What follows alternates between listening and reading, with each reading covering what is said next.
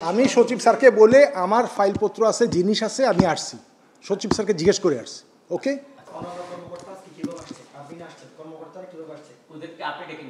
না আমি ডেকে আসি নাইনি, তারা নিজেরা ফাইল তাদের যাদের বাকি আছে ফাইলগুলো সেন্ড করার জন্য আসছি।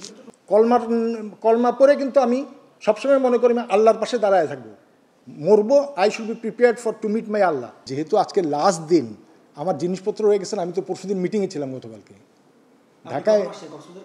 হ্যাঁ আমি সকালে আসছি, আজকে আমার বুঝলাম না। না না না, গতকাল আমি চিটাঙে ছিলাম, চিটাঙে আসছি। আমি তো রোববারে আসবো না, আমার জিনিসপত্র আছে না এখানে, আর ফাইল ক্লোজ করতে হবে না কিছু, ফাইল তো ক্লোজ করতে হবে। হ্যাঁ হ্যাঁ, কেন আমি শুক্রবারে ঢুকতে পারি না? আমি সচিব স্যারকে বলে আমার ফাইলপত্র আছে, জিনিস আছে, আমি আসছি সচিব স্যারকে জিজ্ঞেস করে আসছি। ওকে, হ্যাঁ রোববার আমি হ্যান্ড ওভার করে দেব। এর ভিতরে কি চুক্তিটা আপনি কোনো ফাইলে কি স্বাক্ষর দিতে পারেন আপনি? কোন বুদ্ধে? যেখানে মন্ত্রণালয় চুক্তি শেষ করেছে সেখানে না, আজকে কোনো আপনি না স্বাক্ষর অসংখ্য ফাইল দেখলাম যে আপনি এখানে নিয়ে আসছেন। অসংখ্য ফাইল, এগুলো তো রুটিন ফাইল, এগুলো তো রুটিন ফাইল, এগুলো তো পড়তে হবে। আপনি স্বাক্ষর দিতে পারেন রুটিন ফাইলগুলোতে? রুটিন ফাইল আমি দিতে পারি। অন্যান্য ফাইলে কি স্বাক্ষর দিতে পারেন? কোনো ফাইন্যান্সিয়াল ফাইলে করে দিন, ফাইন্যান্সিয়াল কোনোটাতে করেনি। কিন্তু মনে করেন একজনের চাকরি চলে গেছে, চাকরি ছেড়ে চলে গেছে, ওই ফাইলটার মধ্যে যেমন আমি ফাইলে কোনটাতে করছি যে চাকরি ছেড়ে চলে গেছে ইস্তফা দিয়ে, তো তার সেটা ভুলে ওরা নেয় নাই, তো ওটা আমি করে দিছি।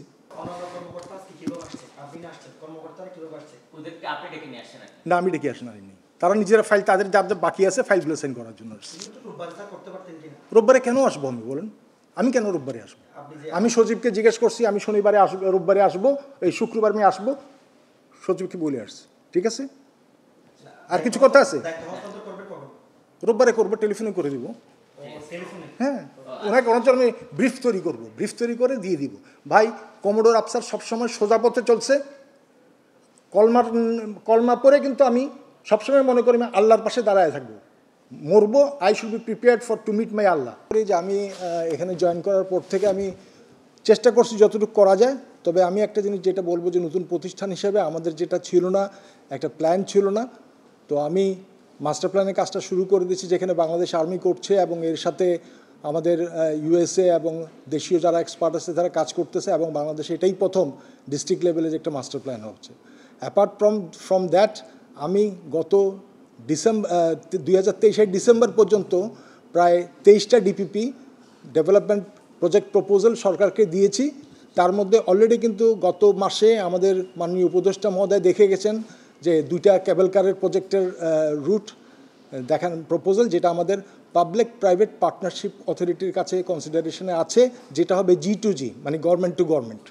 তো এরকম একটা হলেই তো এনাফ, একটা বা 2টা। তো ইনশাল্লাহ বাকি যে 34টা আছে, আমাদের যার নতুন যে চেয়ারম্যান আসতেছেন উনিও অনেক দক্ষ, অনেক এক্সপিরিয়েন্স, উনিই তখন ওগুলা আগায় নেবে। কিন্তু আমি যখন জয়েন করছিলাম তখন একটা ডিপিপিও ছিল না। So that is my success and failure আপনারাই বলবেন। সবচেয়ে বড় কাজে প্রায় 174 কোটি টাকার কাজ যেটা বাংলা ইয়ে করতেছে, এই মাস্টার প্ল্যানের কাজটা করতেছে, সেটা হলো স্যাটেলাইট বেস, ড্রোন বেসড। ওখানে তো ইটের কাজ না, এটা বুঝছেন না, ইটের কাজ তো না, এটা তো দেখবেন আপনারা কিছুদিন পরে, কারণ এটা তো আমি বললে তো হবে না। এটা তো এই যে আমাদের এই 27 তারিখেই কিন্তু ঢাকাতে একটা বিরাট সেমিনার হওয়ার কথা, প্রায় 15টা মিনিস্ট্রি এটার সাথে জড়িত।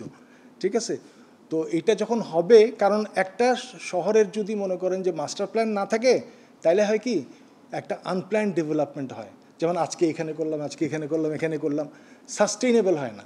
ফর এক্সাম্পল, আমি যদি এখানে এমন কিছু কাজ করি, 2 দিন পরে দেখা গেল ওখানে ড্রাগের আড্ডা, হ্যাঁ, ওইটা তো সাস্টেইনেবল না। সাস্টেইনেবল যেটাতে এমপ্লয়মেন্ট জেনারেশন হবে, কক্সবাজারের ট্যুরিস্ট ভ্যালু বাড়বে, ওরকম।